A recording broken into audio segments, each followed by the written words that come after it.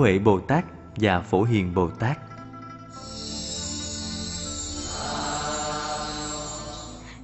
Liên Hoa Tịnh Hội của Từ Giác Thiền Sư không chỉ cảm ứng hai vị thánh đức, đồng thời còn là những người gần xa đều tới nơi đây niệm Phật tu hành, cùng lên liên đài.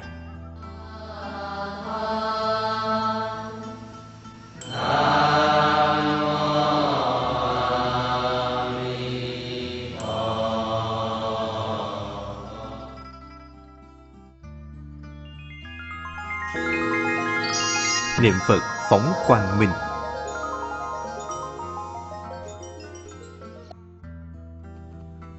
Đời Đường có một vị Đạo Ngang Pháp Sư. Một lần khai giảng kinh ở Hàng Lăng Sơn Tự. Giảng đến trời nhá nhem tối, lại không có đèn cầy thắp sáng. Lúc này những người nghe kinh, có người thì đang nghĩ: Trời ơi, tối thui à, không có thấy chữ gì hết. Đúng vậy đó, trời tối mù mù à, ai đi đốt cây đèn đi. Vào lúc này, Đạo Ngang Pháp Sư đưa tay mình cao lên. Tay của Ngài đột nhiên phát sáng, đã thắp sáng cả một ngôi chùa. Những người ở đó đều rất kinh ngạc. Chà, thật là kỳ diệu, tay của sư phụ phát sáng kìa. Mọi người nhìn đi. Đúng vậy, thiệt là kỳ lạ, giống như ánh sáng mặt trời vậy đó. Đạo Ngang Pháp Sư nhìn mọi người đang kinh ngạc, bình thản nói: Ánh sáng này vốn sẵn có, sáng soi chiếu diệu, không có điều gì kỳ lạ hết.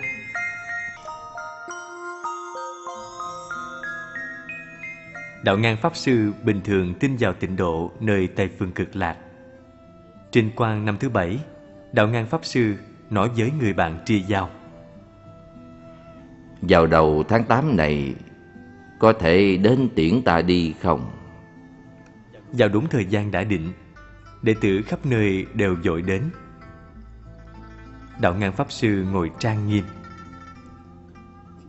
Vào lúc này, lò hương tự nhiên phát ra một mùi hương kỳ lạ. Đạo Ngang Pháp Sư trước tiên dẫn đệ tử thọ giới Bồ Tát. Không lâu, bỗng có tiếng nhạc du dương từ từ vang đến. Một đoàn thiên nhân hùng hậu đã tập hợp ở trên trời. Đạo Ngang Pháp Sư nhìn qua rồi nói: Đây là thiên chúng ở cung trời Đâu Xuất đến đây đón ta. Nhưng trước nay lòng tin của ta là tịnh độ nơi Tây Phương Cực Lạc. Làm thế nào tội nguyện cho ta? Vừa mới nói xong, thiên nhân thiền nhạc biến mất không thấy nữa. Lúc này, diệu âm hương hoa nơi Cực Lạc thế giới cũng từ từ đến, như đám mây màu sắc bay ở trên đầu của mọi người. Mọi người nhìn thấy cảnh tượng như vậy cảm thấy rất thích thú. Đạo Ngang Pháp Sư nói với mọi người: Mọi người chăm chỉ niệm Phật. Hiện nay tịnh độ nơi Tây Phương Cực Lạc đã hiển linh đến đón ta đi. Ta phải đi rồi. Sau khi nói xong, Đạo Ngang Pháp Sư đã bình thản yên tịch trên pháp tọa, giảng sanh về An Lạc Quốc.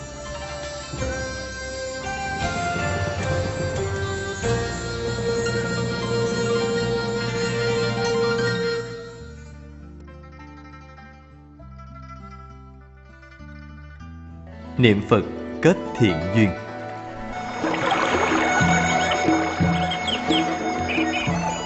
Đời Tống có vị Văn Nhạn Bác tiên sinh, từng làm quan đến chức thái sư, lại được hoàng thượng phong là Lộ Quốc công. Có một lần, ông đến Long An Tự thiết trai cúng dường sư phụ. Khi ông đến đại điện để lễ Phật, đột nhiên thấy một tượng Phật được đặt trên điện, do lâu năm nên bị hư, đã rớt xuống đất. Văn Nhạn Bác không muốn hành lễ nữa. Ông chỉ chiêm ngưỡng bằng mắt, sau đó bỏ đi. Vào lúc này, có vị sư phụ đứng kế bên liền hỏi ông: Văn cư sĩ à, Tại sao không lại Phật vậy? Sư phụ à, tượng Phật đã hư rồi, tôi còn lạy làm cái gì nữa? Văn cư sĩ, bác Hiền Đức trước đây có nói một ví dụ như vậy nè. Giống như là đất sét ở trên đường.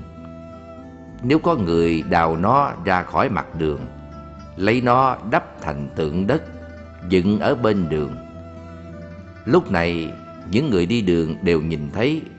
Người có trí huệ thì biết ngay đó là đất được đào lên. Người bình thường á thì lại nói có thêm một tượng đất nữa. Sư phụ nhìn thật kỹ Văn Ngạn Bác, rồi ông lại tiếp tục nói. Cũng vào lúc này có một viên quan. Ông quan đó sắp đi ngang qua con đường này. Vậy là có người nhanh chóng đem tượng đất sét đập bỏ, đắp lại con đường. Tượng Phật trước đây vốn không có, bây giờ cũng không có, không nhiều cũng không ít. Con đường này cũng không phải mới làm, không tăng cũng không giảm. Văn Ngạn Bác nghe lời sư phụ. Lúc đó trong lòng ông đã tỉnh ngộ, cho nên tâm hướng Phật lại càng kiên cố. Ông chuyên tâm niệm câu A Di Đà Phật. Cho dù trời sáng hay đêm tối, cho dù là đang đi hay là đang ngồi, trước nay không hề lơ là. Đồng thời Văn Ngạn Bác còn thề sẽ quảng kết 100.000 người đồng sinh tịnh độ.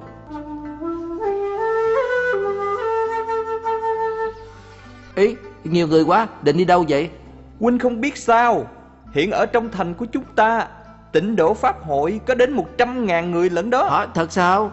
Sau đó, Văn Ngạn Bác và Tịnh Nghiêm Pháp Sư ở Kinh Thành tập hợp hơn 100.000 người cùng niệm Phật tu hành.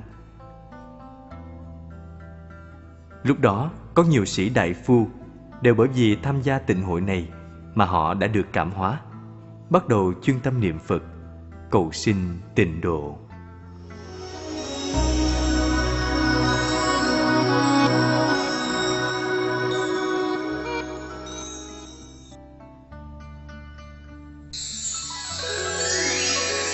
Niệm Phật chắc chắn được giảng sanh.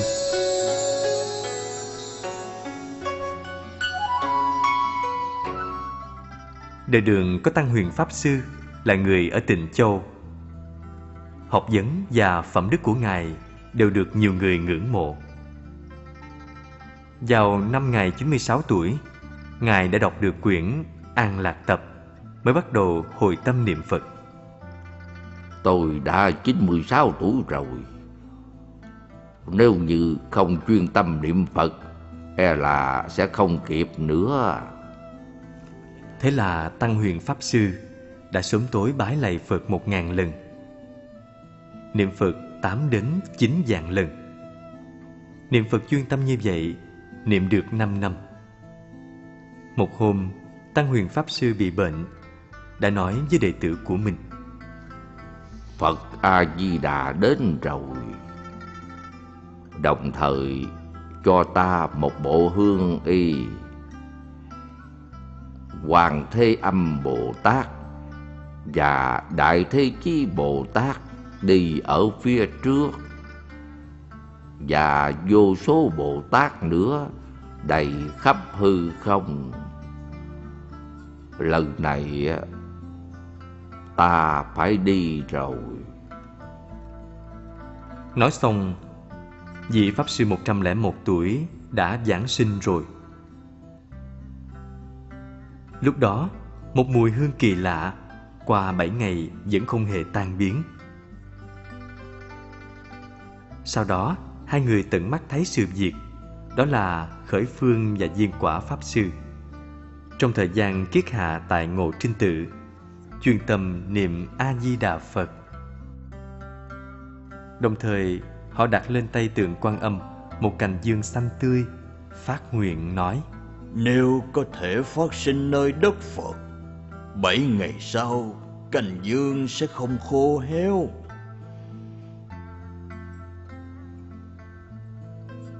7 ngày trôi qua rồi, cành dương không những không khô héo mà ngày càng xanh tươi, cho nên hai vị Pháp Sư rất vui mừng, càng cố gắng hơn. Từ sáng đến tối đều luôn nghĩ về thế giới Tây Phương Cực Lạc. 5 tháng sau, trong lúc quán tưởng đã đến Tây Phương Cực Lạc, họ đã nhìn thấy Quan Thế Âm Bồ Tát và Đại Thế Chí Bồ Tát đang ngồi trên đài sen lớn.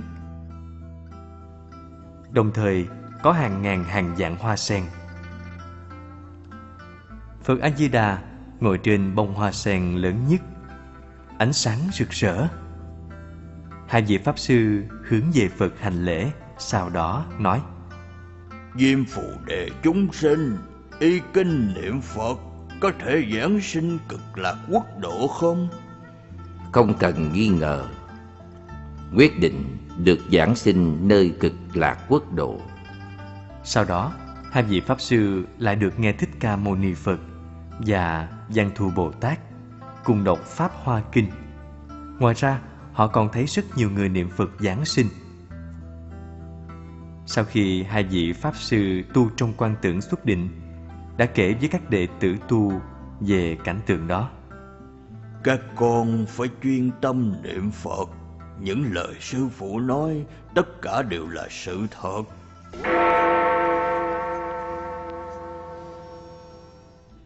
Hai vị Pháp Sư khởi phương và diên quả. Vào lúc này, họ đã cùng nhau giảng sinh nơi Tây Phương Cực Lạc.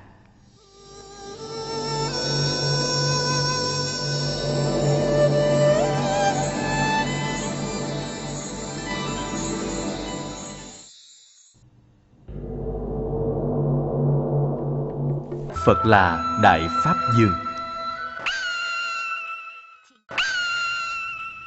Huệ Diễn Đại Sư, sư tổ của Tịnh Độ Tông, Đồng Tẩn Thái Nguyên Hiếu Vũ Đế năm thứ 9 đã đến Lư Sơn. Lúc đó, nơi đây vẫn còn rất hoang vu. Huệ Diễn Đại Sư dùng tích trượng trong tay mình đập đập xuống đất, sau đó nói: Có nguồn nước ở đây.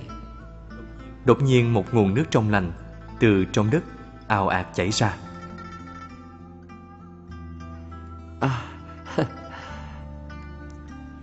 Thế là Huệ Diễn Đại Sư đã ở lại Lư Sơn. Tịnh xá đặt tên là Long Tuyền Tự. Đại thúc ơi, cho hỏi, không biết mọi người đang định đi đâu vậy?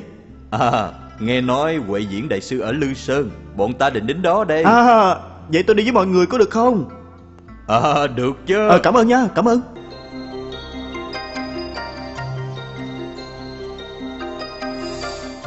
Sư huynh ơi, đệ muốn đến Lư Sơn y chi diễn công, không biết... Huynh cũng sớm có ý này, hay là chúng ta cùng đi với nhau?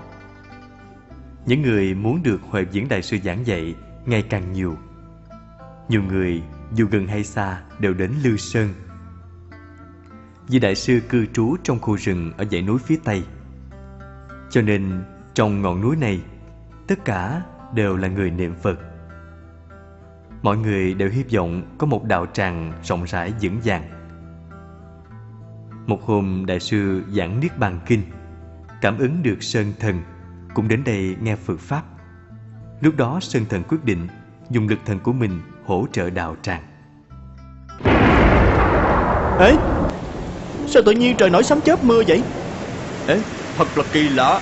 Sao mưa chỉ hướng về phía đông khu rừng vậy?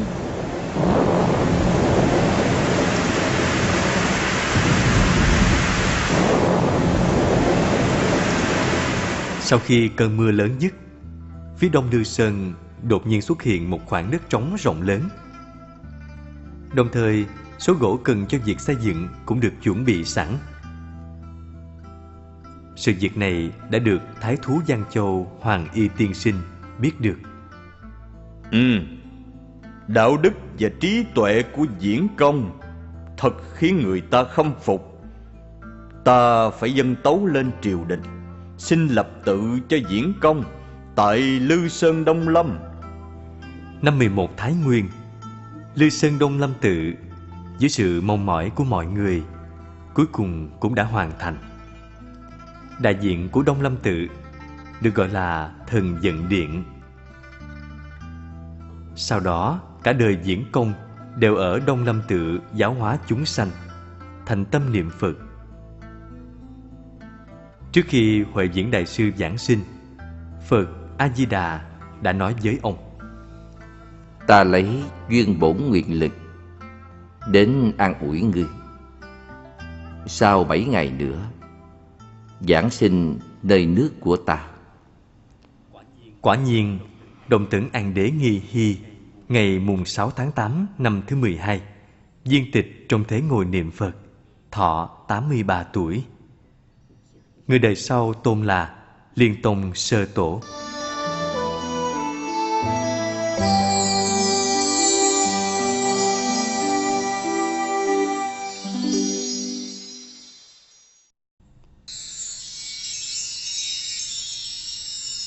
Niệm Phật được khai thị. Đời Đường có Pháp Chiếu Đại Sư, đời thứ tư của Tịnh Độ Tông. Đại lịch năm thứ 2, Đại sư đang ở tại Dân Phong Tự ở Hành Châu. Một buổi sáng nọ, Đại sư đang dùng cháo, đột nhiên nhìn thấy bát minh những đám mây ngũ sắc rực rỡ. Khi nhìn thật kỹ càng, trong mây còn có núi có nước, còn có một tòa Đại Thánh Trúc Lâm Tự vô cùng nghiêm trang. Ý, ông không biết đây là chỗ nào? Cách ngày Đại sư lại thấy cảnh tượng kỳ diệu đó trong bát cháo của mình. Hỏi người khác thì mới biết là thánh địa của Văn Thù Bồ Tát, Ngũ Đài Sơn. Sau đó, Pháp Chiếu Đại Sư đã tình cờ gặp được một người. Người này hỏi ông: Ngài từng phát nguyện đến hành lễ Ngũ Đài Sơn, tại sao đến bây giờ vẫn còn chưa đi? Thời tiết rất là khó khăn, là phía trước khó khăn trùng trùng, cho nên đành phải bỏ ý định thôi. Nếu có quyết tâm thì có thể đi, có khó khăn gì mà phải sợ. Sau khi Pháp Chiếu Đại Sư nghe xong, không biết phải trả lời thế nào. Đột nhiên chỉ trong thoáng chốc không thấy người này đâu nữa. Trong lòng Đại Sư nghĩ cơ duyên như vậy thực sự kỳ diệu, cho nên Ngài bắt đầu phát nguyện lại. Pháp Chiếu hôm nay phát nguyện lễ bái Đại Thánh. Dù lần này có lửa lớn sông băng cản trở, cũng quyết không bỏ cuộc.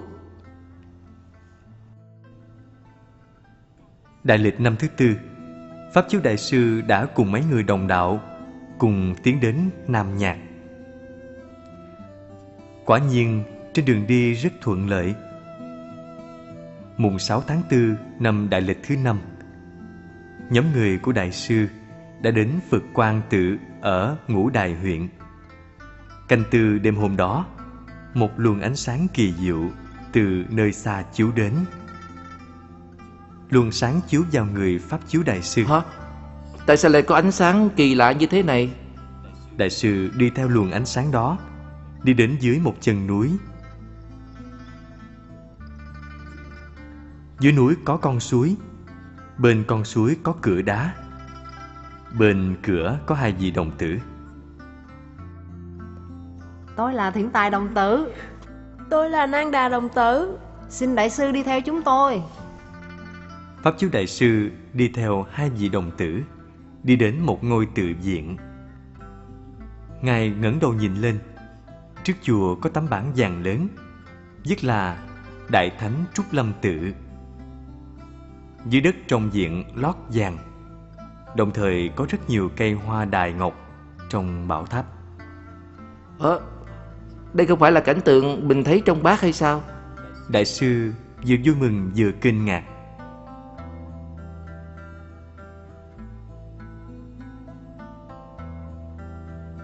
Từ từ bước vào giảng đường.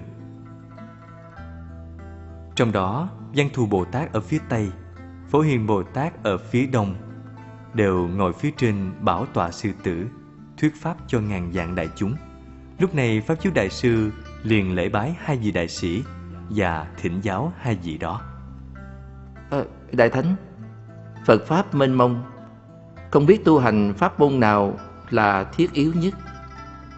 Văn Thù Bồ Tát trả lời rằng: Niệm Phật là cách thiết yếu nhất. Sau khi Pháp Chiếu Đại sư nghe xong lại hỏi: Phải niệm như thế nào? Phật A-di-đà trên thế giới Tây Phương Cực Lạc.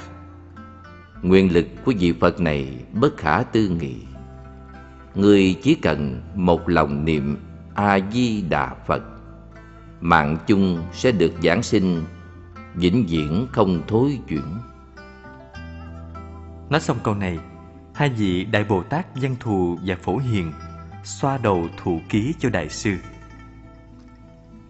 Sau đó, Pháp Chiếu Đại sư càng chuyên tâm niệm Phật hơn, thề nguyện cầu sinh Cực Lạc quốc độ.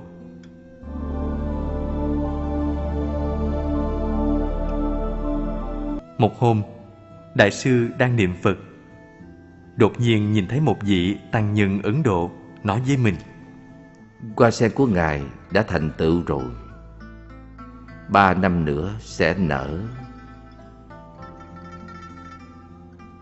3 năm sau đó, Pháp Chiếu Đại sư nói với mọi người